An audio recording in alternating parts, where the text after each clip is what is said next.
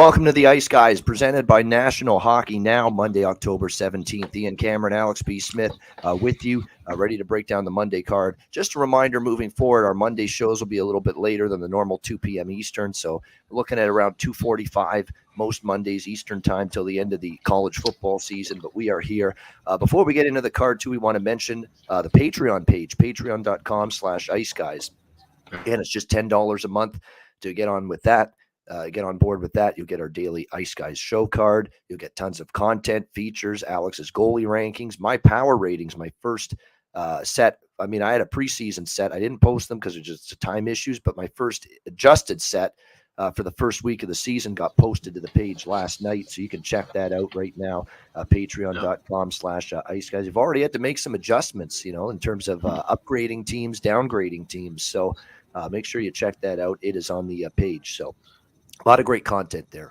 And a quick thing, too, about this, because I know we both technically have our own sets of team power rankings. Like the way that my chart works is that those are the teams ranked in order, and then the goaltenders ranked, who's starting, who's the backups, and the drop-off I have between one goalie to the next. So, Ian, is your chart more of a fast chart and saying that, it'll change within a couple of weeks, or is it more of a slow chart that, it's long-term stuff? You're not going to overact by one or two big losses or one or two big wins.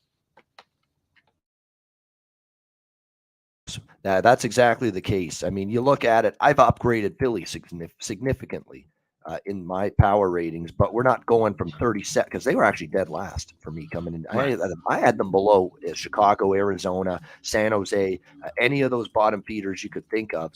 I had Philadelphia lower than all of them, and they've obviously had a nice little 2-0 start. They got a little exuberance for their new head coach, John Tortorella, and it's not always shocking to see Torts get the most out of his teams early. And that was the one concern I had with the Philly worst regular season record bet that I have, is that maybe Torts is just going to get everything out of this team. But yeah, they're 2-0. They do have one of the best records in the NHL, but just because they have one of the best records in the NHL now, you can't put them all the way up in the top 10. It's been an upgrade. We've moved them up, but we haven't moved them from 32nd to 10th or 12th or anything. It's just up to 24th is where I've got them now. Okay. Still, one of the bottom 10 teams in the league, but clearly we've moved them up a little bit. But again, a bad week now for Philly this week, and they could move right back down again. So It's constantly an adjustment, as it is in the betting industry, of course. Right. And I was going to say, my rankings are a bit slower in terms of, like I said, I'll move the goalies around, especially, obviously, for example, Toronto. When you have an injury, I shuffle an injured player out of the top 2 spot and I bring in whoever the backup is. But the teams, they've changed a little bit in this update I just did maybe like 15 minutes ago. They won't move that much in a week, where the goaltenders might move in 3 days. So that's something to keep in mind when you're using these charts and these rankings. Definitely when you check them out. We're also working on some more bonus content coming up. We've got things lined up in the next 2-3 weeks.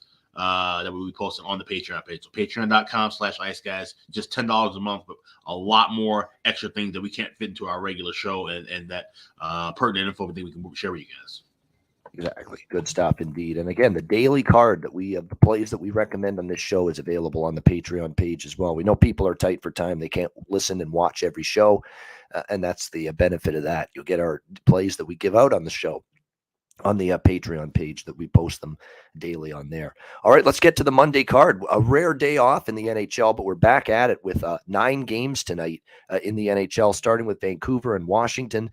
The Capitals -135, home favorite, 6 the total. So am I ready to buy Washington? Everything's hunky-dory. Everything's phenomenal again that they beat Montreal. Not a chance. I like Vancouver here in this spot, +115. I think it's a focus spot. I think it's a Canucks team that wants to get off the schneid. I think I liked hearing what I heard from JT Miller after a disheartening loss where they had a 2-0 lead to Philadelphia Saturday. They coughed it up. JT Miller saying, I've got to be a whole lot better. Not only me, the team has to play better, but I think I can be a whole lot better than I've been. So I like JT Miller to score a goal tonight as well. Some props involving him. I think Vancouver gets certainly desperation, urgency. Now that they've started the season, they lost the first game against Edmonton. They lost, of course, to Philly. They're 0-2. I think Vancouver here at a nice underdog spot, an underdog price, +115, in a spot where I think we're going to get them really playing the right way to try to get this first win. I expect them to be that little extra effort defensively on the back check. maybe blocking a shot or two more than you normally would in a regular season. I think you'll see all that come to the forefront tonight for the Vancouver Canucks in this game. Demko and Kemper, by the way, the goaltenders that are confirmed for this game. Keep in mind, too, Washington's still very much shorthanded up front. Kuznetsov now as well, a day-to-day situation. Game time decision for tonight's game for Washington. They've already got absences of Backstrom, Hagelin, and Wilson. So if you add Kuznetsov onto that, certainly a shorthanded Washington team. I like Vancouver in this spot as a dog. Vancouver, Alex, what do you think here? Vancouver, Washington. Yeah, I'm right there with you. I'm on like Vancouver here in the spot as well. And this is the Capitals team, like I said, they got the win against Montreal, but that wasn't a easy win by any means. They had to still kind of grind out and battle for it. So that's just telling you where they're at right now. And they're like one of those teams that I did drop in my power rankings. They just seem to be a slow, bad team with not much offensive punch, something that we could always kind of rely on with Washington. You didn't know what kind of defense you were going to get. There were questions about the goaltending last year, but now the offense is in question. That's a really bad sign for the Caps here. So I like Vancouver to get back on the right track at plus price here. All right, liking Vancouver as well. Pittsburgh, Montreal. We've got Pittsburgh minus 250, road favorites, 6.5 the total in this game. Lots going on here with this game. First of all is the fact that Jake Allen added to the injury report for Montreal. Not injury report, but actually a leave of absence. So he won't be available tonight for the Canadiens. Won't start. So Sam Montembeault will be in net tonight for Montreal in this game against Pittsburgh. And the Penguins going to start for the first time this year, Casey DeSmith, giving Tristan Jarry a night off and a break here in net for the Penguins tonight. DeSmith in net last year. 2.79 goals against average, 914 save percentage, and the win-loss record was only 11-11, so 500 with DeSmith in net. I'm taking a shot, Alex, with Montreal here, a small shot. I mean, Montreal is going to be one of those teams where you got to pick your spots with them, but the one thing I know about the Habs so far, the loss to Detroit, the loss to Washington, the loss to Detroit was not good because they got thoroughly outplayed, outshot. Detroit was the better team in that game. No question about that. But in a tough spot back-to-back against Washington, they hung in there. I mean, I thought they played a decent road game in that one. Now they're back home where they have their one win this year against Toronto. I think being in front of the Bell Center crowd, you saw great energy from them when they played the Leafs. I certainly like the forward group, Caulfield and Andersons and Suzuki and company. I definitely think Montreal can put the puck in the net, especially at home. And you got a Pittsburgh team that, look, great start, but they played Arizona, who's the worst team in my power ratings right now that just got posted in their first game at home. And then they played a Tampa Bay game. It was a nice win, really nice win against the Lightning, who are still a very good team. But keep in mind the spot for Tampa. It was a back-to-back. They played in Columbus the night before. I think Pittsburgh kind of took advantage of that, and they also faced Brian Elliott. They did not face Andrei Vasilevsky in net on Saturday night. So I think now they're going on the road for the first time after two, good home performances. I could see this one being a tougher game for Pittsburgh than maybe they think going into it. So I'm going to sprinkle on the Habs here at plus 210, and I like the over as well at 6.5 in this game. I think it'll get there. Pittsburgh is scoring. Pittsburgh's on this crazy over streak now dating back to last year. I think 10 or 11 in a row have gone over for Pittsburgh. So, and they've scored 6 in every game so far this year. I think they'll score still on Montreal, but I think Montreal at home, they will contribute to the offense as well. So I like this game over the total. Look for 6.5 because a lot of books have moved to 7. See if you can find a 6.5. If you can, I like that over. What do you think here, Alex? Pens and Habs. Yeah, this is one where I'm going to look at live with the over. I think Pittsburgh, this is, Montreal, they know they can't keep up with the same kind of pace and tempo that Pittsburgh's been playing with these last couple of games. They have good offensive punch, but not enough speed, in my opinion, to go trade tit for tat. So I think we get a little bit better value in game. And we've seen this so far this year. We saw a lot of first period overs and full game overs cash on Saturday, but there was a lot of time in between. You didn't have to bet everything pregame. You could have gotten better prices on a lot of things if you just waited within the first 2 to 5 minutes in game. So that's the way I would approach this here. As far as the side goes, the only thing I look at would be Pittsburgh. They're rocking and rolling offensively, and that's something that, like I said, when this team's fully healthy, which they are right now, knock on wood, for those of you in the Steel City, but they can get some goals. That's not an issue. The only issue comes is when they start wearing down and getting tired. I don't see that happening here. They said they've had some home cooking now. They go on the road, so maybe there's a little bit of back and forth here. 210's a bit of a high price. So a lean with Montreal for value, but I like looking at the first period and full game overs live better. All right, Florida and Boston. This should be a pretty good matchup here for this Monday night card. You've got the Panthers minus 140, road favorites in Beantown, 6.5 the total, 2-0 versus 2-0. I got to give the Bruins some credit. Now they played Arizona for one of their wins, so you don't want to overrate that too much. But they beat Washington, who we've got some issues with. So you can needle this team for the strength of schedule that they've faced in the first two games. Flawed Washington team, maybe the worst team in the league, Arizona. Now you're playing Florida, right? This is going to be definitely a tougher challenge for this Boston team that, again, is still without some key pieces in the lineup. Grzelcyk is close, but he's not back yet. McAvoy still out for a long period of time on that blue line. And now to make matters worse, too, Brandon Carlo has landed on IR, placed on injured reserve. He got injured against Arizona Saturday night. And now you're talking about three key defensemen. 3 of your top 6 are now out for the Boston Bruins on that blue line going into this game. That's concerning for me. Grzelcyk with McAvoy. And now, of course, Carlo added to the mix. And Jake DeBrusk, top 6 forward. Did not play Saturday against Arizona. He got hurt in the Washington game. And Jim Montgomery saying that he's day-to-day. And last we looked, if you look at the most up-to-date line combinations here for Boston, it's doubtful that DeBrusk's going to go tonight. So there's all kinds of concerns right now with Boston from a health standpoint. And, yeah, you beat Arizona and you beat Washington, who's struggling to begin the year with these issues. Are you going to be able to overcome Florida? Florida, with back-to-back wins, they had a nice win to begin the year against the Islanders during this road trip to enter the season. And I'll tell you what, that young Buffalo team, they pushed Florida, gave them everything they could handle, but the Panthers came out on top there in that game.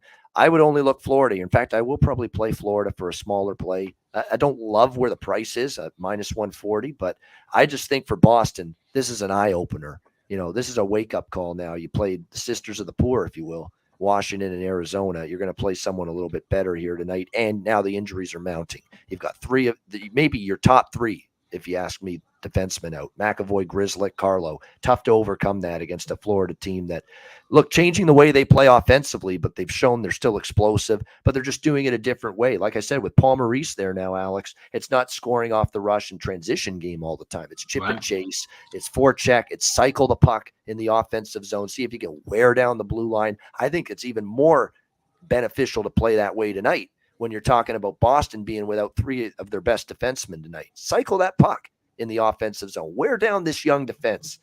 Force these guys that are in there tonight for Boston to really have to defend in their own zone for a long period of time. That's going to be a challenge, and that's what could end up being a concern here for the Bruins. Maybe the team total over, you could look at that with Florida as well. But, you're going to see Jakob Zaboral's going to get more ice time. Forbert and Clifton has moved up to your second pair. I don't like that. Dan Renouf is going to come in from the AHL to play on defense tonight. I mean, this is a very, very thin blue line right now for Boston. Take advantage of it if you're Florida. What do you think here, Alex, with the Panthers and the Bruins? Yeah, this is one where I'm actually looking at an under with the 6.5 at even money. And it's because of, one, you mentioned the injuries that are mounting with Boston. No DeBrusk, that's big offensively, but no Carlo. Like I said, now taking a third defenseman out of your original top 6 out of the lineup.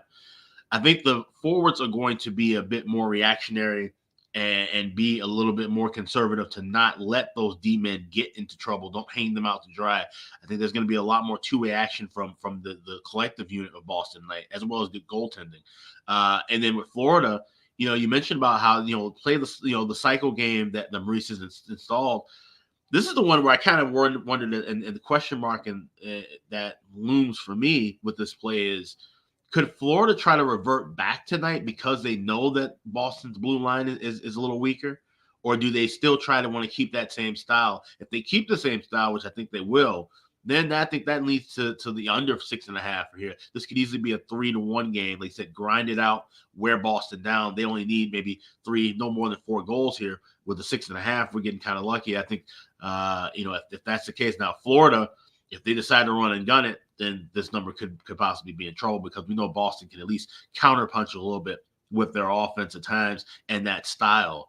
But it's kind of a name your game thing with Florida here. What do they want to play and dictate it? I think they should get the win. It is noted 3 of the last 6 meetings between these two have gone to overtime, so I'd maybe take a slight lean with the draw possibly here as well. Good stuff there from Alex with breaking it down for Florida and Boston. And a couple things I want to point out too, because with Boston, we do have one of these classic, even though I like Florida tonight, we do have one of these classic prop situations taking place with the Bruins tonight, where Craig Smith is moving up to the top line, it looks like tonight, because of the absence of DeBrusk. We always wondered who's going to get that spot. It's going to be Craig Smith. So there you go. Top line, maybe sprinkle on Craig Smith goal and Craig Smith point in this game tonight for the Boston Bruins. So definitely something to keep an eye on. As far as Florida goes, Matthew Tkachuk got his first non-empty net goal as a Florida Panther the other day. And again, you look at this team, you've got Verhaeghe, Barkov, Reinhart, Tkachuk playing with Bennett, and Balcers on the second line right now. So nice start for the Panthers. And look, Bobrovsky was good in his first start, even after a shaky preseason. We'll see if he can keep it going. It's Bobrovsky and Linus Ullmark, by the way, the goaltending matchup here for this game. All right, next up, we've got Anaheim taking on the New York Rangers. Rangers minus 250, home favorites, 6 the total. I was thoroughly disappointed with Anaheim the other night. I did not expect them to be that pathetic, that bad against the New York Islanders, but they were. It just was not a very good performance from them by any stretch of the imagination. They'll certainly be looking to bounce back here, but they're facing obviously what we think is a much better hockey team. It's going to be a little bit challenging here with the Ducks and for the Ducks tonight against a Rangers team back home, rested too, since they haven't played since that first loss of the season against Winnipeg, which I don't fault the Rangers for that. Tough spot, back to back. They played Minnesota before. The night before. I think the Rangers probably win this game in this one, and certainly going to be challenging for Anaheim against and a Ranger team off a loss is not a team I'm looking to go against. So it's a game I'm passing on. Obviously, it's not a great value with the Rangers, but I do expect them to get the win. We don't have goalies confirmed yet for this particular game, but expect Gibson and Shesterkin probably to be the goaltending matchup. That's what I would think. They're projected right now. We just don't have it confirmed as of right now. But, the more you look at it with Anaheim, I like I say, I think this team's going to be better. They had a terrible game against the Islanders, and they did beat Seattle. But keep in mind with Seattle, you look at that Seattle game, they were down big in that game, and they needed a third period rally, and then they won in overtime. So they've got to do a better job playing for 60 minutes. Here in this one. Looks like Nicholas Earl going for the dog. Like I say, I like spots to back Anaheim as a dog, but the one of the few teams I will not do it against is the New York Rangers, especially when they're coming off a loss. So for me, this is going to be a pass, maybe a lean to the under. You got to think Anaheim wants to play a little bit better defensively tonight as well. And 6 with Shesterkin in net is always kind of interesting to me toward maybe an underlook. What do you think here, Alex? Ducks, Rangers? I think Jarek Rubel in the chat nailed it perfectly. I like the Rangers here on the first period puck line. You can get as high as plus 128 over at BetOnline, plus 125 and a couple other shops. This definitely feels like a spot where the Rangers come out hot and get things rolling. Now, if this were, say, I don't know, maybe 2 weeks later or so forth, I would probably look at the over here. I think this would be a spot because I think Anaheim, like you said, they're going to be a little bit better. They're definitely a team you're going to want to back with, dog spots.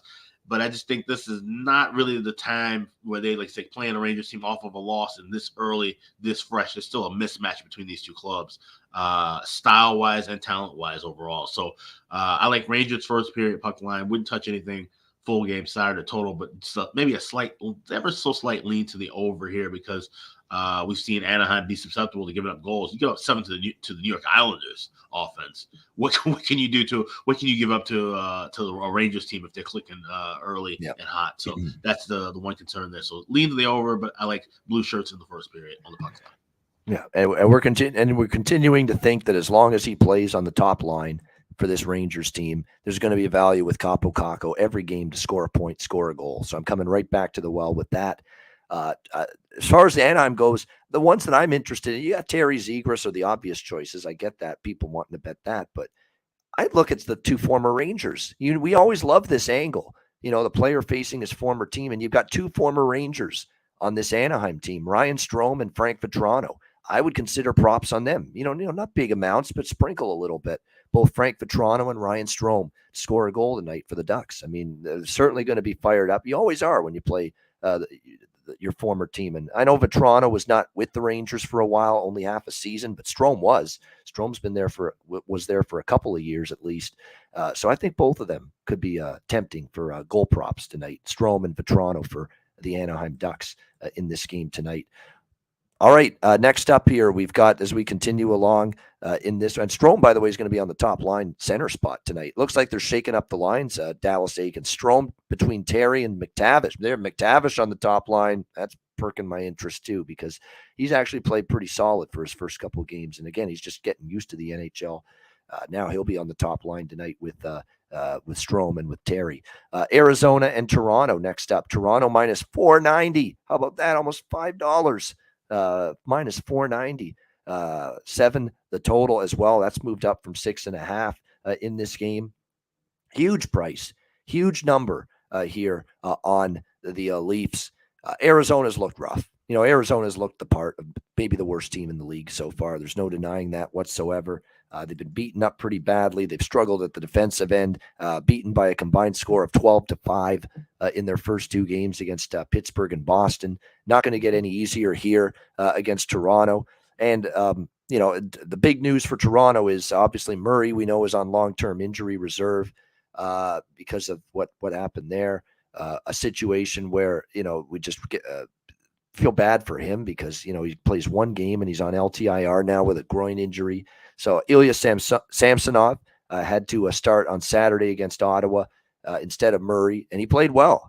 Samsonov's played well for the Leafs, but Samsonov will not start tonight. They're going to opt to go with Erik Källgren, who got called up Saturday with Murray injured, and he'll make his start. Now, Källgren's not someone that's new to the NHL. He started a bunch of games last year with the Leafs, Erik Källgren, second half of the year. And I like this decision, actually, by Sheldon Keefe to get him in there. If you're going to put him in there finally for 1 game and give him 1 start over these next couple weeks, I'm sure Samsonov's going to get a lot of the workload with Murray out, but this is the spot. You're at home against lowly Arizona. However, just as I say that, I do need to caution everybody. It's not been so lowly, Arizona against the Toronto Maple Leafs. Arizona beat them twice last year in Arizona, and then in Toronto, Arizona also won. So this is a dangerous little spot for Toronto.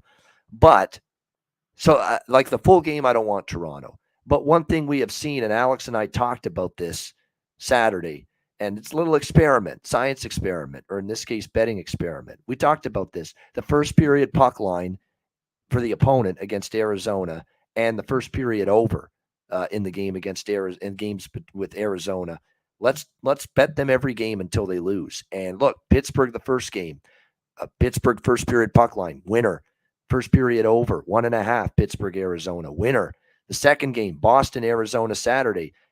Boston, first period puck line against Arizona, winner. First period over, cashes, winner. I mean, to me, this is going to be the pattern we're going to see. Teams are going to want to jump on this bad team early, park the bus, protect the lead once they get up by a couple of goals, and then just coast to victory. That's what we saw Pittsburgh do, and it's what we saw Boston do. So I do like Toronto in the first period puck line here. I'm just going with that. It's an experiment. I said I'm going to take this every game with Arizona until it loses. Take the opponent. Now, this is not a great price. You rarely ever see a -0.5 at -125 for a first period puck line, but that's what you've got here in this game. I am on that. I'm going to look for a lot. I certainly lean over. I'm going to look for a live over at 6.5. Maybe we get a 5-minute stretch of no scoring early in this game. So then I'll jump on a live over. And same with the first period over. I want to bet that too. But the first period total is 2 pretty much across the board. It's 1.5 in a couple spots, but you want to lay -190 with that? I don't think so. So I'm going to wait for a live first period and full game over in this game. Pre-game, take Toronto -0.5, -125. Just the experiment that I think these teams are going to jump on Arizona out of the gate early. We've seen Boston and Pittsburgh both do that. So see if Toronto can do that. This is where we're going to see how mature Toronto is. Toronto wants to, and they're locked in. They can be up 3-0 against this team in the first period. But sometimes we have these issues with this Toronto team. They play down to competition. They lost twice to Arizona last year, but I'll take a shot with them first period puck line tonight. Alex, Coyotes, Leafs. Yeah, so here's the thing, and you posed a great question at the end. How mature is this Maple Leafs team? And I still think the jury's out on that. It's still pretty early. They're going with the third string goalie, Shalgren. I'm getting experimental in a different way. I'm like in Arizona, and I saw this on Twitter, and it made total sense once I looked at the notes. Arizona with the alternate spread of +2.5 minus $1.10. You don't see those prices unless it's the Olympics or the World Juniors, essentially. I actually like that. Even though I like Toronto first period puck line, I like that. I'm going to take that full game. I think they can keep it close. And then you look back at the last 3 games, 2 of them going to overtime. The other one was a 2-1 decision. Toronto hasn't necessarily been one of those teams to blow out bad Arizona teams over the last couple of years. And obviously this Arizona team is worse than they've been the last couple of years. I would take a small shot at the 3-way draw. You're looking at price as high as $5.55 at DraftKings. That is awfully ridiculously high, especially when you're talking about a third-string goalie going against the Arizona team that, like you said, they've played up in competition. I think better competition than Toronto so far. Boston, of course, the verdict's still out on them. They're going to take their step down. But Pittsburgh offensively, Pittsburgh is right now where Toronto should be. And Toronto's not. They struggle, and I think if Toronto's not geared up and jazzed up for this game, the home ice advantage, if you look at my charts and rankings, I have Toronto's home ice as a 1. That crowd doesn't really get fired up unless it's a rivalry game. And how many people give their tickets away to family members and coworkers and different things for the Arizona Coyotes tonight. So maybe it's not the same electric atmosphere that we saw against Montreal and in the home opener. Maybe Arizona can get a goal early, and the pace gets kind of a little kooky. Toronto more likely ends up with a win, but who's to say it's not happening in overtime, or who's to say it's not a 1-goal decision? So Coyotes 2.5 minus $1.10, and the 3-way draw plus $5.55 going with both of those. All right, there we go. Coyotes, and I agree with that. Again, this has been working for me with this first period puck line, but this is a scary game for Toronto with Shalgren and net. They lost both times to Arizona, so clearly this has been a team that's been a thorn in their side. It's just something to keep an eye on. So, it's funny. I could take Toronto first period puck line, but that doesn't stop me from taking that +2.5 or even a small sprinkle for crying out loud at the +390. We have a rare middle opportunity in a hockey game. Yeah. Exactly. Because chances are, if Toronto's not up, like Toronto has a bad first period, they're probably going to be up against it in this game. They're going to be in tough. And Vejmelka's actually put some of his best performances on the board in the past against Toronto. I remember that game in Arizona last year. The fucking guy stood on his head, made like 40-some saves against Toronto. So dangerous game for them. I do like I'm going to take a shot again with Malgin again to score. I think he's one of the more value-laden goal scorer prop options for Toronto right now. And look, if you're going to take someone for Arizona, it starts and it ends right now with Clayton Keller. You could even put Nick Ritchie there right now. And keep an eye on this Dylan Guenther kid. They're putting him up the lineup. This is a guy that, is now on the second line, and he got an assist. 2 shots on goal in the game against Boston. And they really like this kid, Dylan Guenther, for the Arizona Coyotes. So keep an eye on that. There's some props I'm eyeing for this game right there. LA and Detroit. LA minus 140 road favorite, 6.5 the total in this game. I ain't fading Detroit as home dogs. No way. I love this Detroit team. I've cashed with them twice now. And I was a little reluctant about the New Jersey game. But boy, I mean, they gave up the goal early, and then Detroit was the better team, I think, for the last 2 periods in that game. In the third period, they just started to pull away, and that was rough, by the way, for New Jersey, and the fan base is getting upset. The fire Lindy Ruff chants during that game, and that's too bad. Is Lindy Ruff going to play defense? Is Lindy Ruff going to put a body on somebody? Is Lindy Ruff going to make a save in net for his team? I mean, I understand you're upset with him, but this is a guy with a long-term pedigree of success as a head coach. I think there's more issues than just him. I understand the coach takes the fall when the team doesn't do well, but I think if we're putting all the blame at Lindy Ruff's feet, that's a bad job, bad move, in my opinion. There's issues right now. This hasn't been a good defensive team with the New Jersey Devils long before they hired Lindy Ruff as head coach. I'll tell you that right now. That hasn't been fixed. You got to look at the GM and some of that going on with New Jersey and Mackenzie Blackwood. It's not, like I said, Blackwood shitting in the dead of night. That's what he is. He's shitting in the dead of night, not singing like the Beatles song, Blackwood shitting in the dead of night, because he's shitting every game. It's disappointing. He's either hurt, and then when he is in there, he's inconsistent. So I'm finished with listening to this talk that he's the goalie of the future for New Jersey. I'm sick of it. It's time to step up and show it, at some point for the Devils. But give Detroit credit. That was a tough spot too, back to back. And they took care of business against the Devils. Now, the one concern with Detroit, even though, like I said, I won't bet against them, but the concern for Detroit is they do have some key absences tonight for this game at home against LA. Bertuzzi out, Brana out, two of their better forwards, two of their top six. So that's definitely going to be something that's bothersome. And for Bertuzzi, it's going to be 4 to 6 weeks for him with an upper body injury. Vrana will miss due to personal reasons. So it's a little bit of a shaken up lineup tonight for Derek Lalonde's team. He's going to roll with Dominic Kubalik. Watch out on the top line with Dylan Larkin and Lucas Raymond. That guy is an enigma. He can frustrate you. We know he's got offensive talents, had that 30-goal season in year one and really a precipitous decline ever since. But he's going to get that chance with the captain, Dylan Larkin, and Lucas Raymond on that top line. Zadina with Kopp and Perron. But to me, and Dominic Kubalik is your prop value right there. We love these situations. We love these spots.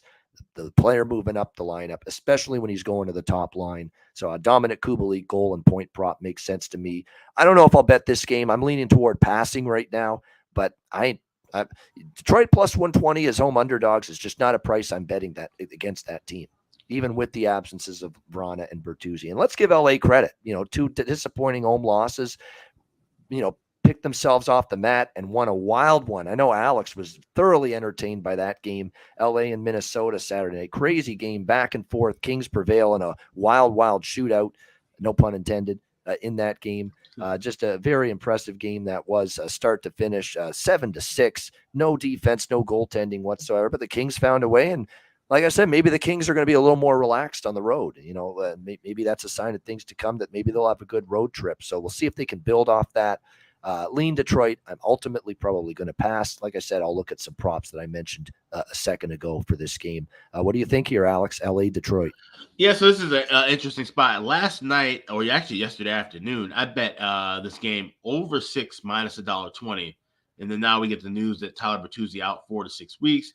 But also, I think we're seeing a massive overreaction here to a couple of things. One, obviously, like I said, LA with the crazy 7-6 win over Minnesota.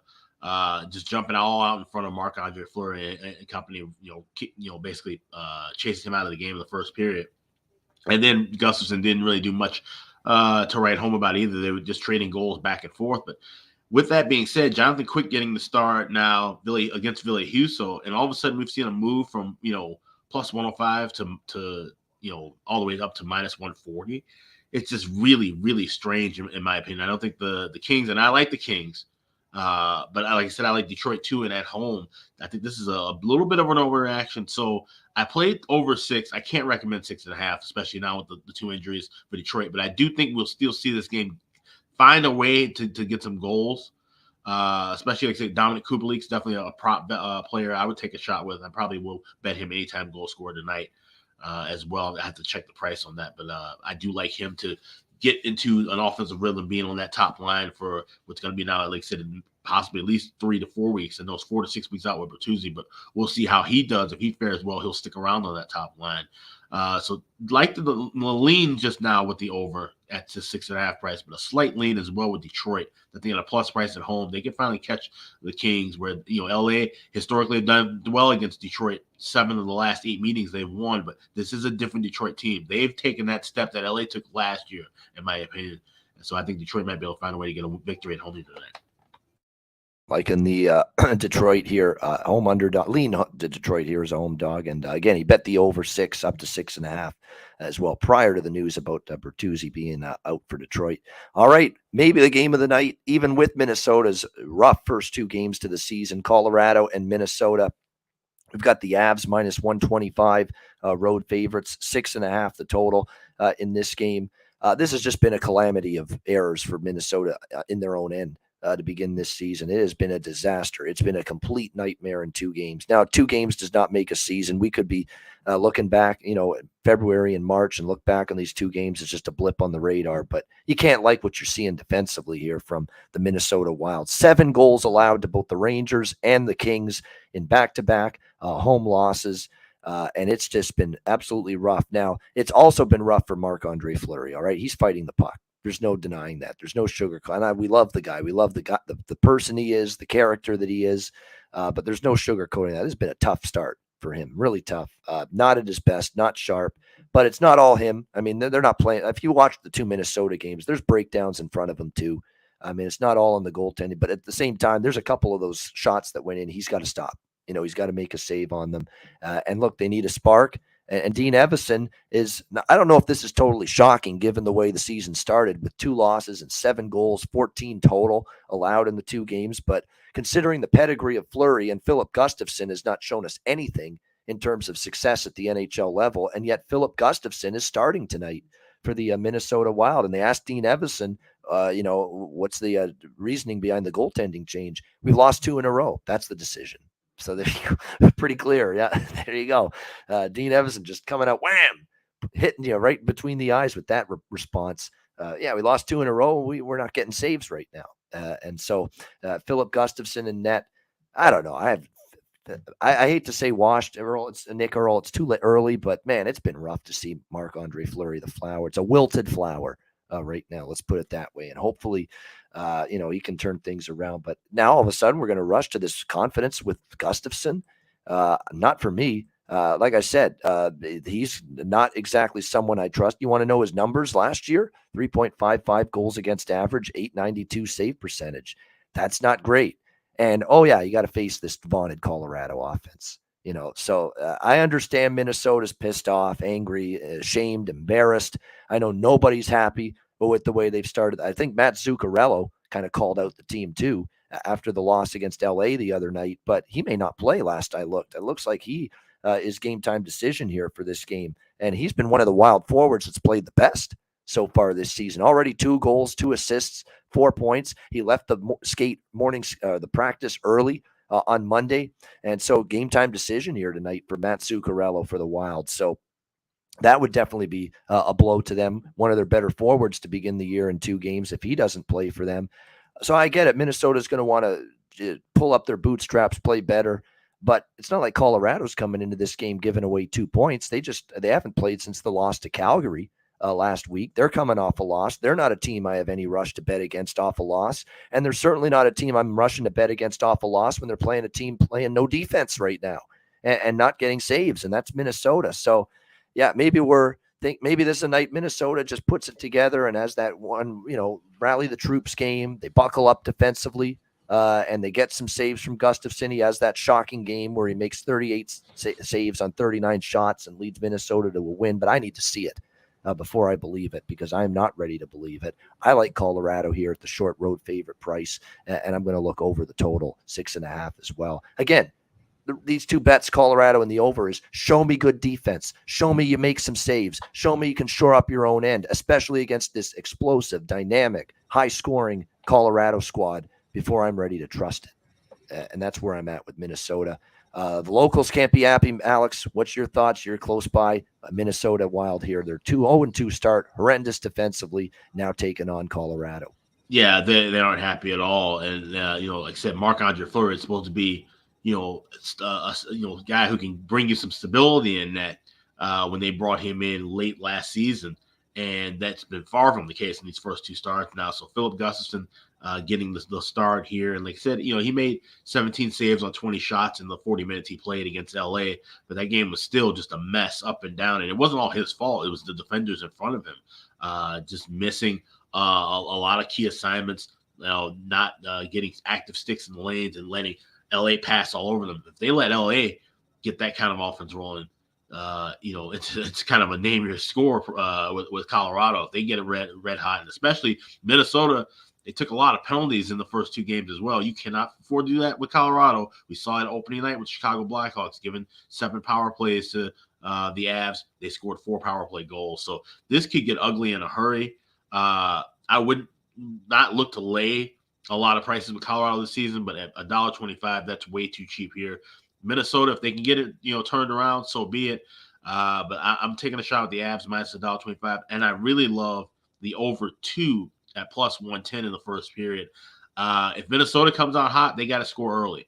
If Colorado is going to come out hot and play their style, we know they're going to get goals in bunches. So I think 2 at a plus price, that's a fair number here. We should see at least 3 or 4 goals here, whichever team decides to kind of take the reins early in the first period. Yeah, so good stuff there, like in Colorado as well. And first period over in particular in this game as well between the Avalanche and the Wild. This is put up or shut up time. Let's see if they can tighten up. And you know what? I think a lot of times, Alex, in a spot like this, Everson's talking about the bad, defending, and we got to tighten up. We got to be better in our own end, get better goaltending. Normally, I'd like to say Minnesota's going to be better defensively in goaltending tonight because, the focus will be there. But the problem is the opponent. Now you're playing Colorado in this spot, the vaunted juggernaut Avalanche. And this is not an easy opponent to get right defensively against. So that's the challenge ahead of the Minnesota Wild tonight. All right, Winnipeg Jets, Dallas Stars. We've got Dallas minus 145, home favorite, 6 the total in this game. I think there's something to the angle of Rick Bowness facing his former team. Winnipeg knows that, this is a guy that was, not fired, but I think he technically was forced out, and they made it sound like, let's make it sound good, make it look good on Rick. We'll just say he's, stepping down. But regardless, his former team. And look, I know they took advantage, Alex, of the Rangers on a back-to-back when they played New York on Friday night. I was impressed with the Jets' defensive game. In one game under Bowness, that looked like a team playing with defensive structure. I didn't see as many neutral zone turnovers. I didn't see as much out of position defensively in your own end. I thought that was a very sound defensive game against a very good hockey team, obviously the New York Rangers. Winnipeg looked very good defensively in that game. And that was all training camp. Every article you read from the Winnipeg Jets in training camp, it was focusing on improving and shoring up things in their own end. And it's only one game, but it's a good first start and a good first step for that Winnipeg defense, the way they played against New York and the Rangers on Friday night. Now they take on Dallas, who, look, they've gotten off to a nice start with 2 wins against Nashville, 4-1 and 5-1. Very impressive. No doubt about that whatsoever from the Dallas Stars. And look, I was on Dallas in the first game against Nashville. I didn't take them. I leaned to Dallas in the second game, but I did take the over. It got there as well. Should be a great goaltending matchup here. Connor Hellebuck was very on top, very sharp, very on top of his game against New York on Friday night. The Rangers played well. And obviously, Jake Ottinger's played very well in 2 games, carrying over the way he played in the playoff series against Calgary last year, where he was outstanding. I do lean to Winnipeg a little bit, though, here as dogs on the road. I do. I mean, they've got the time off. You've got now Rick Bowness may not be behind the bench because he was not on Friday, out with COVID, and he might not be able to return tonight. But still, they know that their coach used to play there. I think that matters to still get him a W, even if he's not with the team and he's not behind the bench. I think it's just from a situational standpoint, there's things to like with Winnipeg. I like their defensive game, and they played Dallas tough, actually, in Dallas in the last few meetings. They've, it's always been a tight game, close game. There's been some overtime games. As much as I like Dallas, I'm willing to sell high on them a little bit here after 2 wins against Nashville. I'm going to have a bet on Winnipeg here, plus 125. I actually lean to the under here, Alex, at 6. Talk about it. The Jets want to play, better defense. That's the focus for them. Hellebuck looked good in that game against the Rangers. We know Dallas, they've only given up 1 goal in the 2 games they played against Nashville, and they've got a damn good goalie in Jake Ottinger. So to me, 6 seems a little rich when it comes to this total. So I lean to the under as well. Alex, what do you think? Jets, Stars? Get the sketchbook out for this one because we're going to draw. That's where we're going with the draw here at plus 330. 5 straight overtimes in the last 5 meetings. 6 of the last 8 meetings going into overtime or a shootout. This is definitely one of those games where I feel it could be close. It could be 2-2 or it could be 3-3. So that's why I'm a little hesitant with taking anything totals wise. We've seen most of these actually go 4-3 in overtime or a shootout. So like I said, even though Dallas, we know how they're going to be responsible defensively. Winnipeg wants to play more, more efficient on the back end. 2 of the best goalies in the world with Jake Ottinger and Connor Hellebuck facing one another. This screams draw to me. I'm surprised we're even getting plus 330. I thought this was going to open up maybe somewhere in the 290, 295 range. So still some good value there. Jet Stars draw plus 330. It's funny, Rick Bowness, he's got COVID. Hopefully he's going to feel better. Scott Arniel, by the way, is taking over behind the bench until Bonus gets back. If you ever listen to Bonus talk, and I'm sure most of you have because you're hockey fans, you're watching the game. I'm sure a lot of you see the press conferences. Rick Bonus year round sounds like the way I'm sounding right now. He's got that like raspy, sore throat kind of voice all the time. That's the way he talks, Rick Bonus. It seems like he's got a sore throat year round. And that's just his voice. That's just the way he talks. So he's sounding like the way I'm sounding right now a little bit. But we hope Rick Bonus is feeling a little bit better in the near future. But I still think you're going to get a good effort on the road from this Jets team. And you know what's great for the Jets too is we always thought is Mark Scheifele, fully locked in. There was some issues with him last year down the stretch, in terms of, leadership things and, just production. And look, 2 goals in the win against the Rangers for Mark Scheifele. That is a great sign for him. If he plays well and he has a good season, it's going to make the Jets a whole lot better. A little bit. Even after just one game, by the way, I upgraded the Jets a little bit in my power rating. Only 2 spots, but I did upgrade the Jets a little bit following that performance against the Rangers. That was a nice win. That was a really good defensive effort against a damn good hockey team. Good first step for the Winnipeg Jets, but we'll see if they can carry it over to tonight here against Dallas. All right, final game of this Monday card. We've got the Carolina Hurricanes taking on the Seattle Kraken. Carolina minus 165 home favorites here, or road favorites, I should say, in the Emerald City in this game. Total 6.5 here in this game with Carolina and Seattle. I don't know about this spot for Carolina. First of all, we got to give them credit for their 2-0 start. Columbus, San Jose, Columbus at home, San Jose on the road. Defensively, very good. 1 goal allowed, 2 goals in the 2 games, playing good in their own end. The goaltending from Anderson and Ronta in those 2 games was very good. I could see this being an under first period. I agree. Bo Buddy's Nerfic saying under first period. I kind of think that could be the case. We'll see. Seattle, I think they are better offensively. Didn't show against Vegas. They got shut down pretty well in that game against the Golden Knights. Got to give Vegas credit for that. We'll see if they can bounce back here. 5-2 loss to Vegas on Saturday night. That game went over the total.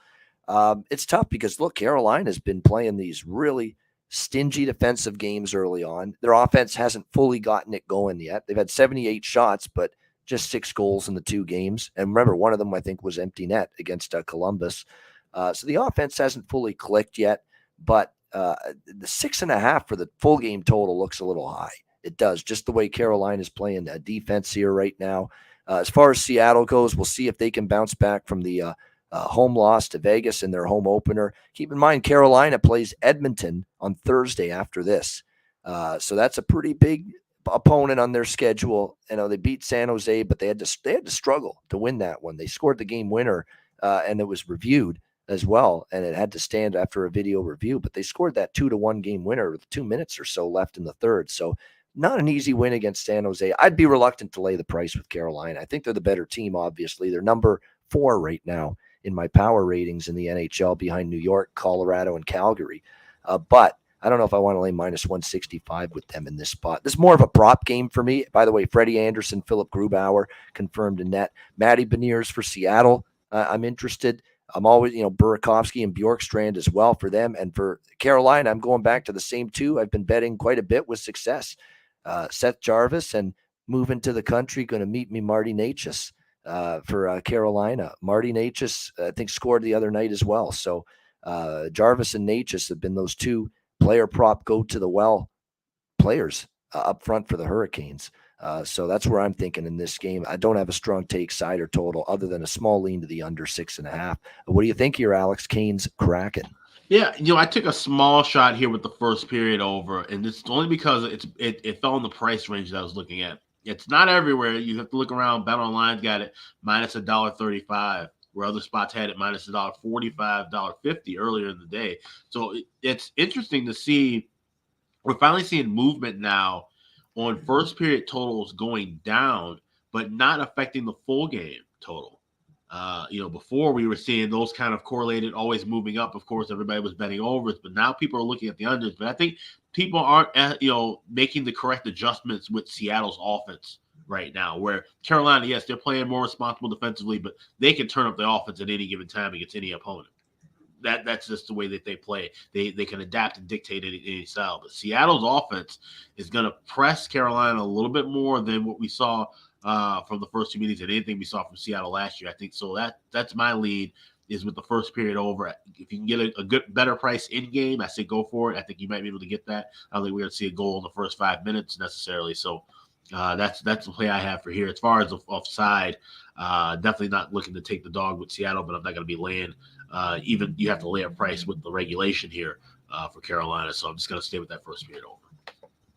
Yeah, I will say this too. Columbus off to a winless start, and San Jose, the first two opponents for Carolina. That's why I'm not taking Carolina. Seattle's, I think, going to be maybe their toughest team yet, honestly. Columbus, I guess you could say, but Laine got hurt that game. San Jose, certainly not. This will be a step up from San Jose playing this Seattle team. So an interesting game. I'm looking forward to it. And I'm looking forward to it because I get to hear Johnny Forsland and Eddie Olczyk and JT Brown, who does a good job too. Don't forget him. Everybody, they lose track of him because they got Eddie and John Forsland there now. But JT Brown's a good young kid. He's doing a nice job there as well. That's a nice booth they've got for the TV broadcasts for the Seattle Kraken now. I always enjoy it. So I'll be enjoying their wonderful coverage late night here tonight with Carolina and Seattle. All right, great show. Late start, but still awesome show.